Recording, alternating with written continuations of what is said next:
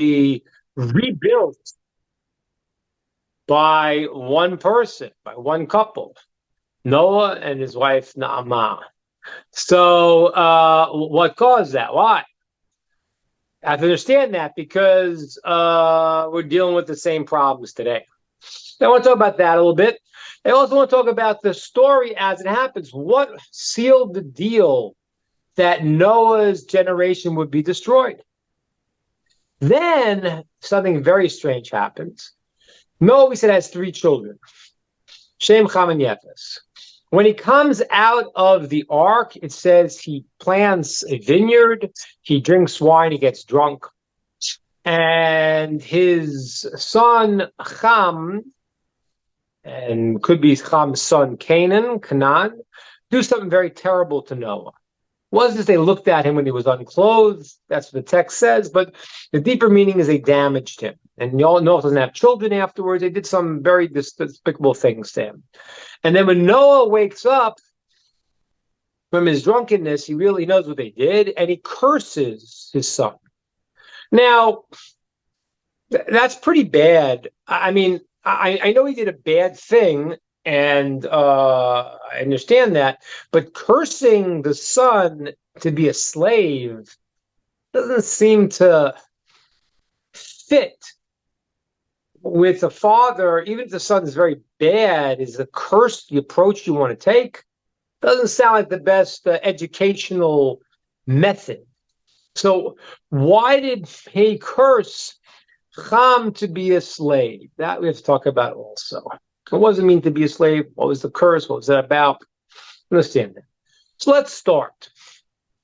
We have to understand that before the flood, the world was extremely wealthy, kind of like the way the world is today, whether we realize it or not.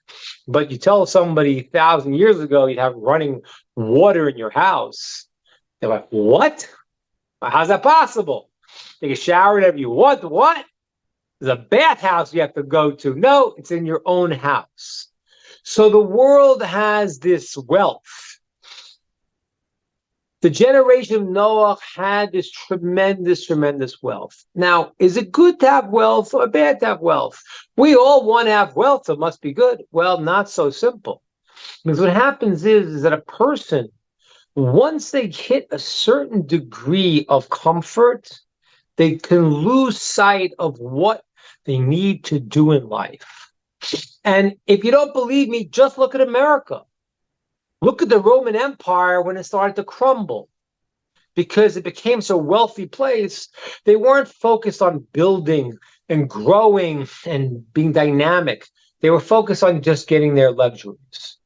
So the generation of the flood was a generation that had become so inundated with pleasure that itself was their test. Now, what was the tremendous sin of the generation of the flood? It was illicit relations. Well, kind of, you can see that in the world too. As people were getting more and more of their physical pleasures, they were unbridled in their pursuits of physical pleasures and moved from normal physical pleasures to very, very strange ones, things that are forbidden in the 7 Noahide laws about relationships that are not a husband and a wife. They were doing things with everything and anything, and there was no boundaries between married people, not married. It was out of control.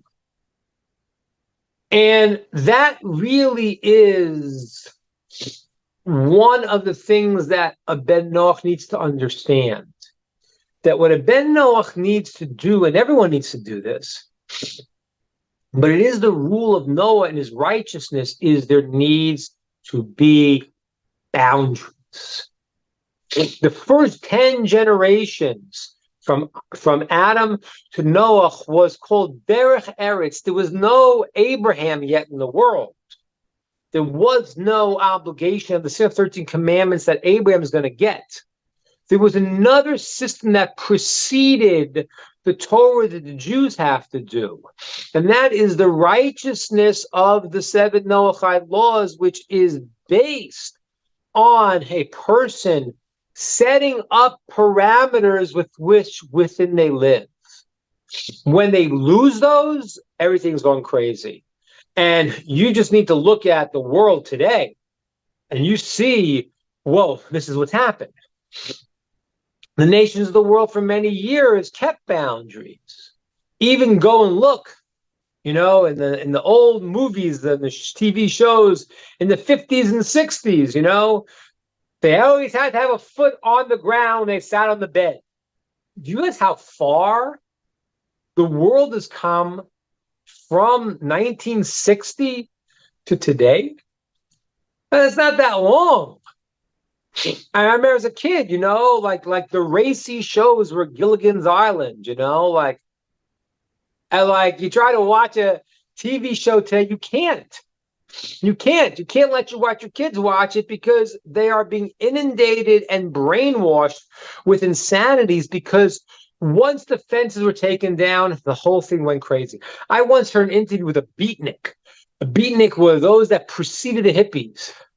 And they said, we didn't know what we did. We broke the barriers and we just unleashed the stuff. And that's what happens. Once the barriers are broken and people don't know how to line themselves up, then they get out of control. The first 10 generations were the times of Noah, and people had to have their boundaries. Abraham's job, which is going to be the second 10 generations, which is the Jewish mission, is not the boundaries as much. Of course, it's boundaries. But the boundaries that a Noahide needs to set up is to live within the boundaries of righteousness, to see God in your life, to act righteously, to have times of things. And the Jewish obligation is what's called Hasidic, not Sidkus, not righteousness only. It's seeing that everything is God. And that's why it's a 24/7 obligation. And we say if somebody wants to become Jewish, they could take that, but they don't need to. But the Noahide, and they need to keep the boundaries. They don't have an obligation to be 24/7 and to see God in everything, put it all to them, which is an obligation the Jew has.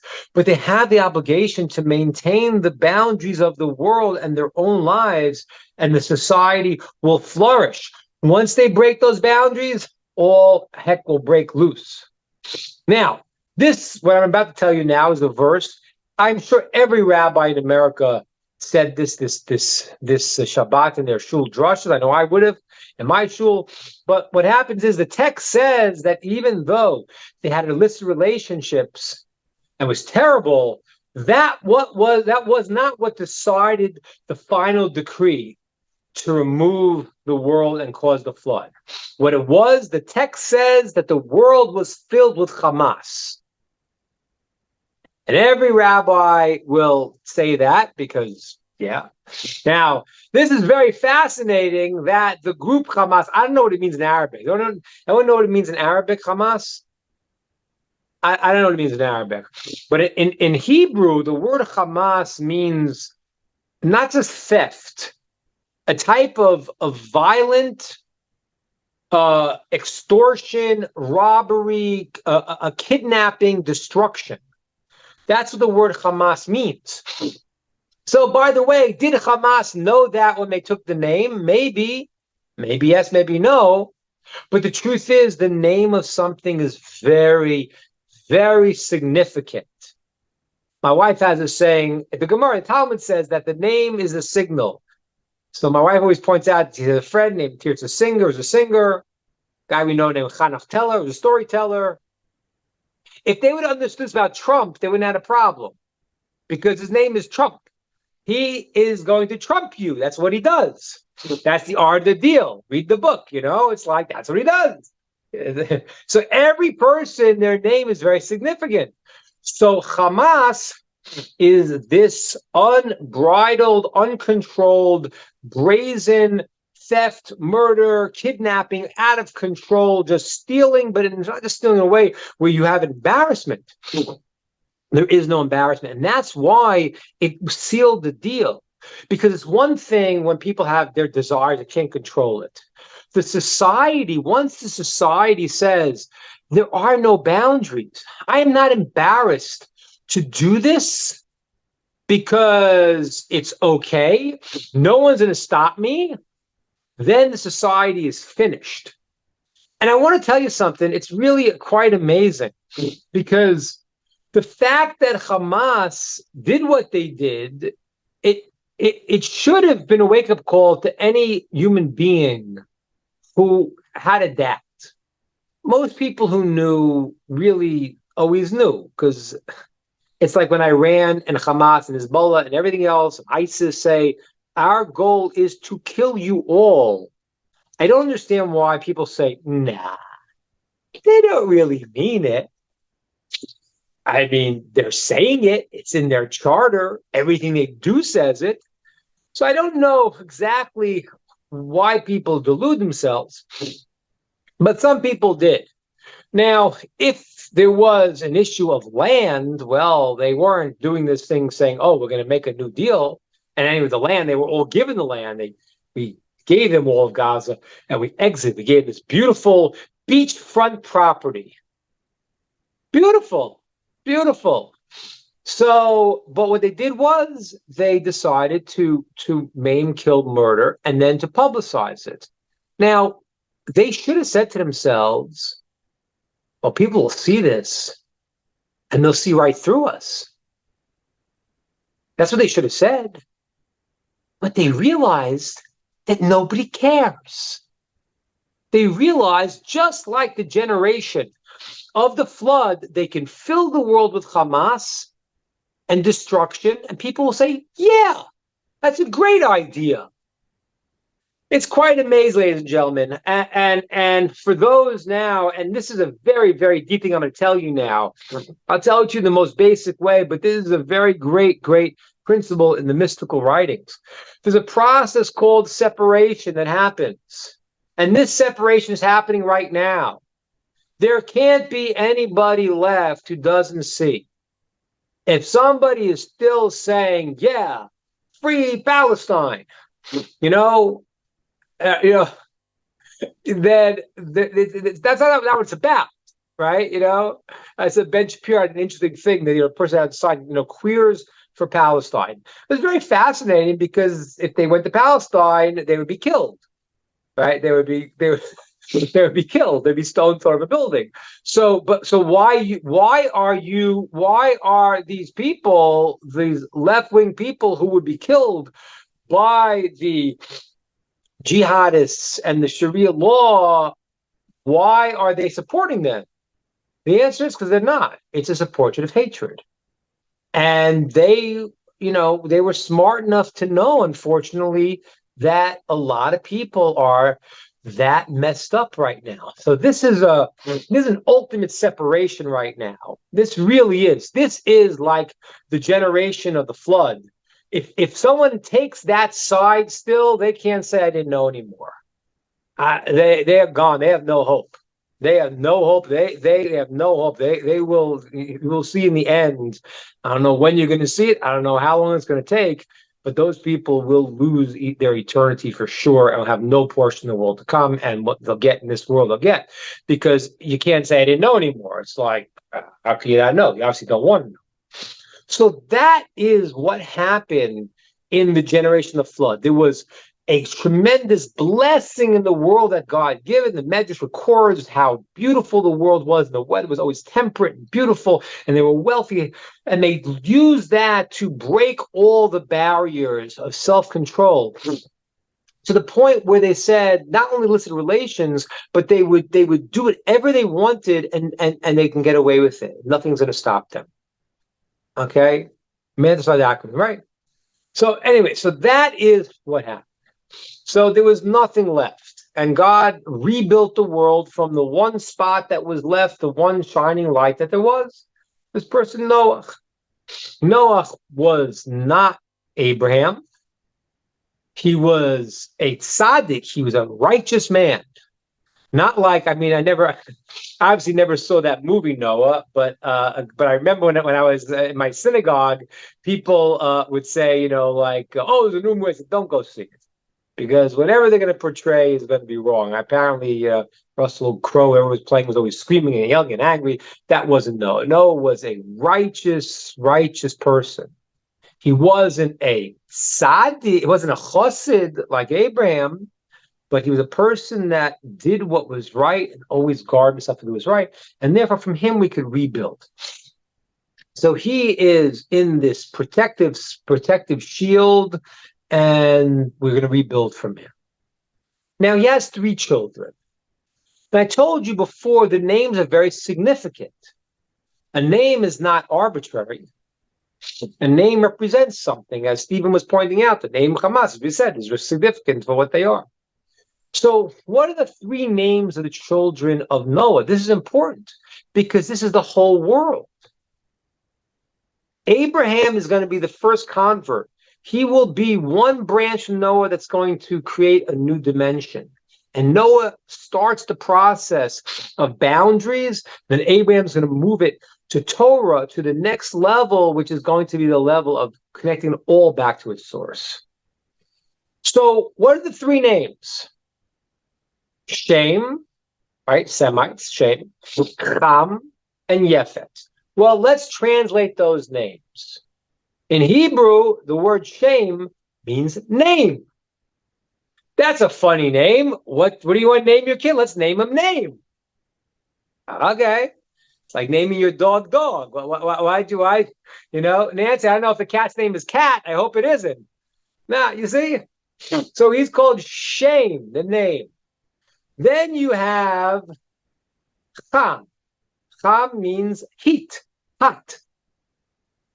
And then you have Yafet, which is Yafet, which is beauty. That's interesting. Why are those the 3 names? What does this represent? Because this is supposed to be the fundamental process of the new world. These 3 brothers have to unite in a way that they create a new world, a good world. And things go very awry.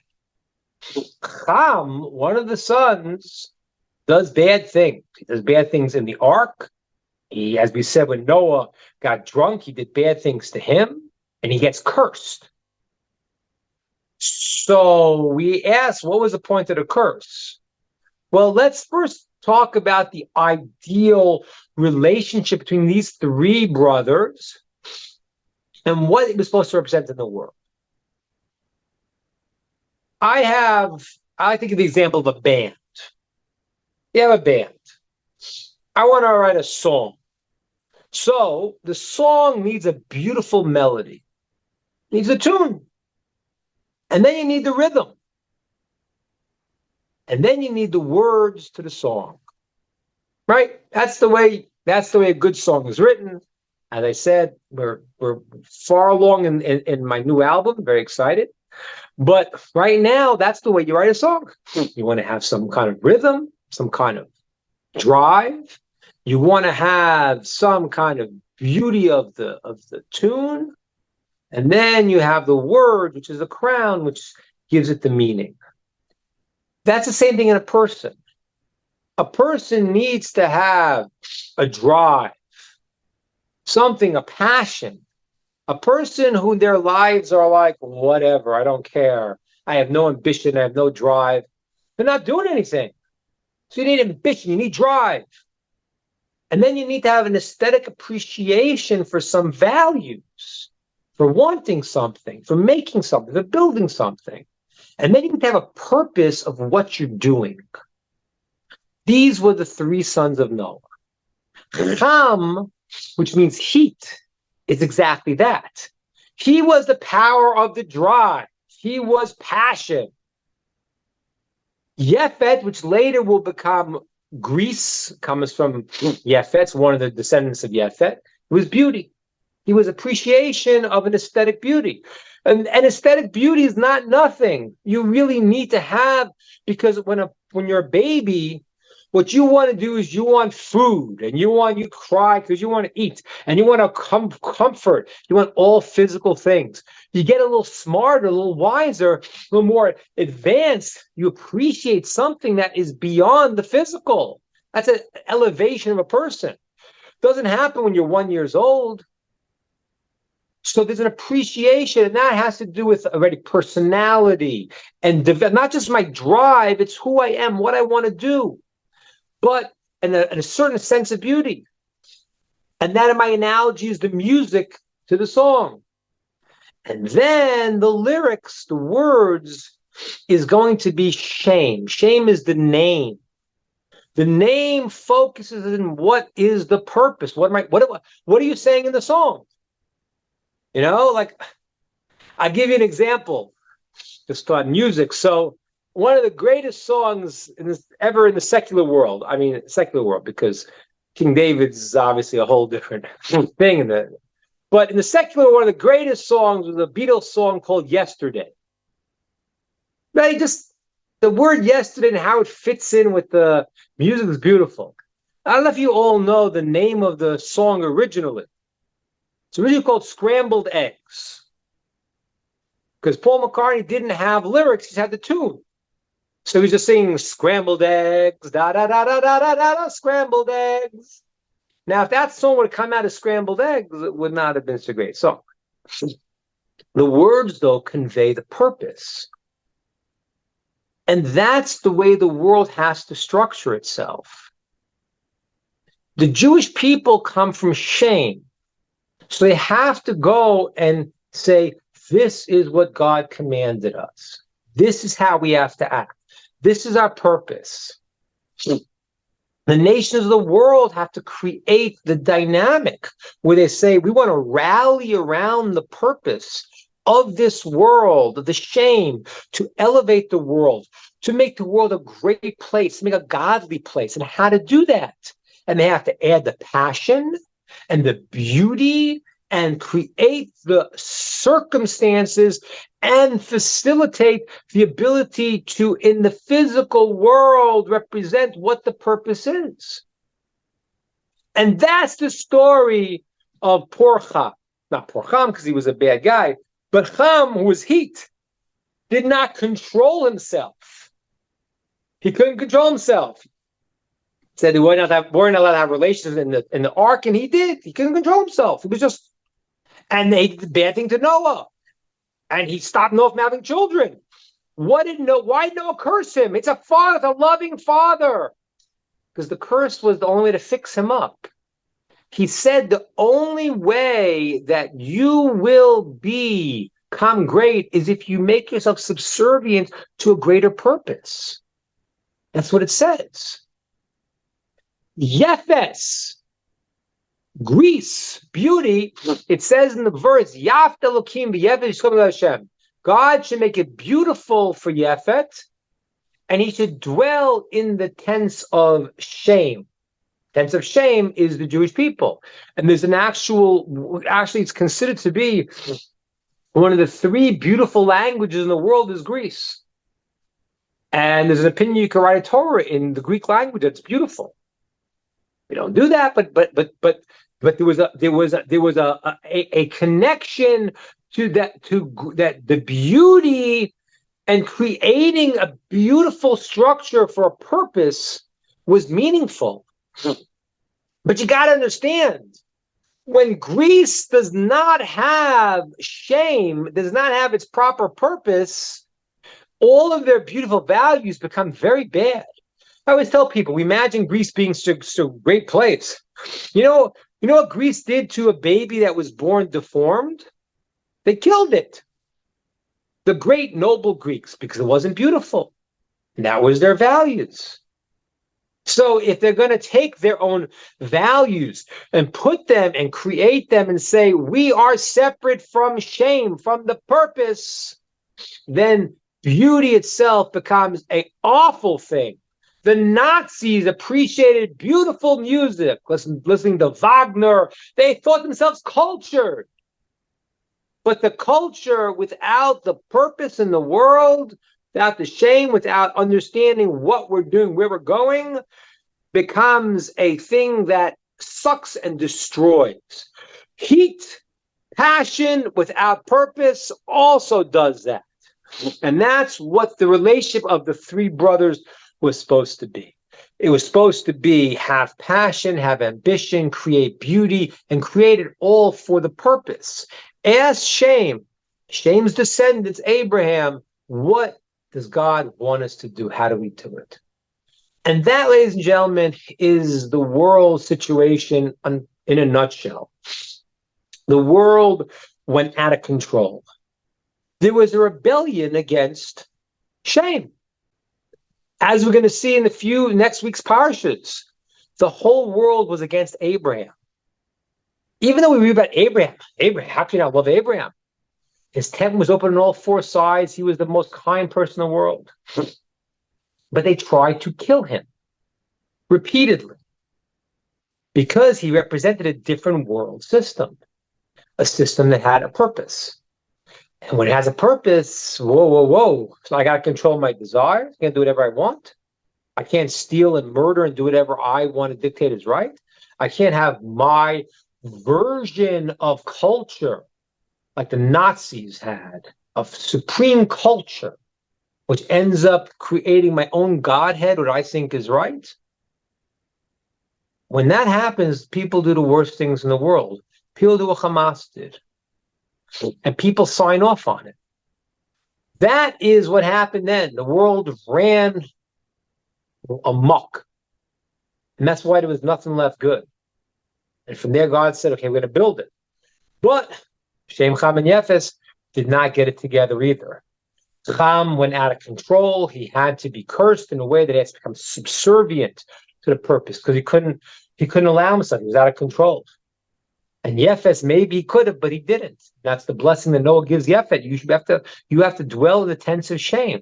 You got to use your ability for aesthetic beauty, but with the purpose of Shem. And that's the lesson that for all of us right now. That's the lesson of the Parashat of Noach. Anyone right now, there is the great separation. Those who will make it and those who won't. Those who embrace evil. And that's what they get. It'll burn itself out, and it'll get what's going to get in the end. And those who don't should see clearly right now and say, listen, all the Noahides that I'm speaking to, I know I'm speaking to some Jews also, but all I'm speaking to have to say, I need to put the boundaries of my life. You need to be careful. It's very nice that we have all the pleasures we want in America, wherever you're listening. But you need to guard yourself because those unbridled pleasures, if you don't keep the purpose and say, I can take my good food that I have and eat it for the purpose that I could do good things in the world and have a purpose. Once you get stuck in the unbridled pleasure, it goes out of control and it leads to sick pleasures. This great principle that Nachmanides says, an incredible idea. Why today you look in the world and you see more and more bizarre things? Because all the pleasures that are natural have no boundaries. People say, I want to try something weirder. And that becomes normal. And that's now not weird enough. And you can't get out of it. So you need to be careful now. Thank God you have a comfortable world. But you got to say, I need to create my boundaries. I need to go towards my purpose. Once those boundaries are broken, just look at the world. Look at America. Look from 1960 till today. Today is like, oh my gosh. I don't understand it. I don't understand how somebody can put on a television set and be like, what? But that's what happened. The boundaries of the Noahides became blurred, became broken, and then there's no stopping it. And these people now are on that thing, and the separation is happening.